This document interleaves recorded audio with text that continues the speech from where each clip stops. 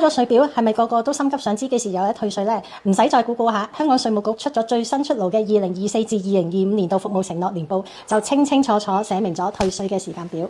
想知公司幾時收到錢？稅局承諾80%會喺報稅表發出日期9個月之內評稅，超過90%會喺12個月之內完成評稅，100%會喺15個月之內完成。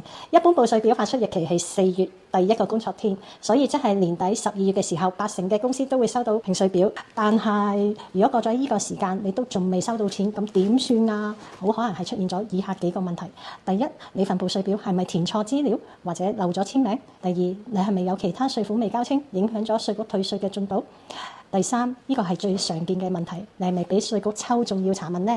但係冇覆到或者唔識點樣覆，呢啲情況稅局係唔會自動退錢俾你，你唔主動跟進，筆錢就只會卡住喺度。呢個時候就係我哋專業會計師出場嘅時間，我哋會幫你主動聯絡稅務局，查詢你現有個案嘅狀況。如果係俾稅局查問，我哋會幫你用專業嘅態度去回覆主任嘅問題，用最快嘅速度幫你攞翻應得嘅退稅翻嚟。退稅係你應得嘅權利，唔好因為唔識處理而白白延誤。如果你嘅退稅遲遲未到，或者對自己份稅單有任何疑問嘅話，唔好再自己估下，點擊主頁嘅 link 預約免費諮詢，我幫你追翻條數。